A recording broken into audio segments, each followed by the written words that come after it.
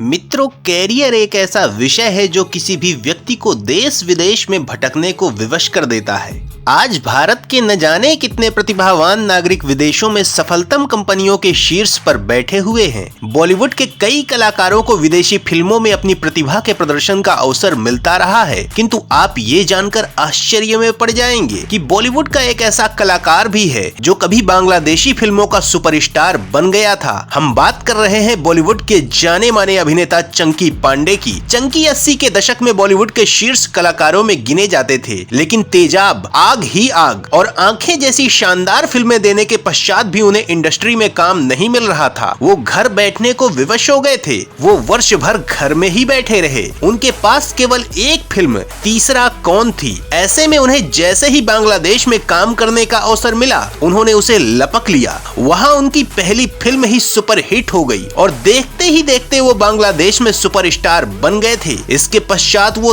3-4 वर्षों तक वहीं अभिनय करते रहे। विवाह के पश्चात उनकी पत्नी भावना ने उन्हें कहा कि उनका भविष्य बॉलीवुड ही है। इसके पश्चात उन्होंने बॉलीवुड में एक बार पुनः संघर्ष किया। वो 1997 में ही बॉलीवुड में वापस आ चुके थे, किंतु उन्हें इस बार सफलता के लिए 2010 तक प्रतीक्षा करनी पड़ी। 2010 में उनकी फिल्म हाउसफुल सफल रही थी। इसके पश्चात उन्होंने पलट कर नहीं देखा। वो कहते हैं कि एक कलाकार को बेशर्म होना चाहिए और मैं ऐसा ही हूँ। चंकी का जीवन बहुत से युवाओं को प्रेरित कर सकता है। वो बताते हैं कि जब वो 22 वर्ष के थे तब उनके पास कोई बैंक बैलेंस नहीं था। पैसों के लिए मैंने अपनी फैंसी कार बेच दी थी। अलग अलग ब्रांड्स के लिए मैंने मॉडल के रूप में कार्य किया, क्योंकि उस समय तक मैं एक्टर नहीं बन पाया था। मेरा बैंक बैलेंस 0 से भी नीचे हुआ करता था और मैं कर्ज में डूबा रहता था। मैंने बहुत सा पैसा उधार लिया हुआ था और मैं बॉलीवुड की पार्टियों में बिना बुलाए ही चला जाया करता था, जिससे फ्री में खाना और शराब मिल सके, और मैं ऐसे लोगों को भी तलाशता था जो मुझे कास्ट कर सके। चंकी पांडे ने अपने कैरियर में प्रसिद्ध अभिनेता सनी देओल के साथ भी काम किया है। उन्होंने फिल्म विश्वात्मा के समय सनी के एक ऐसे कारनामे के बारे में भी बताया जो आपको गुदगुदाने वाला है। उन्होंने बताया कि जब 1992 में फिल्म विश्वात्मा की शूटिंग पूरी करके वो नैरोबी से मुंबई लौट रहे थे, तो सनी ने कुछ ऐसा कर दिया जिससे वो नाराज हो गए थे। वो कहते हैं कि मैंने नैरोबी में बहुत सी सिगरेट खरीदी थी और फ्लाइट में बैठने के बाद सोने चला गया और अचानक मुझे किसी ने जगा कर बताया कि सनी फ्लाइट में सिगरेट बांट रहा है। जब प्लेन रनवे पर आया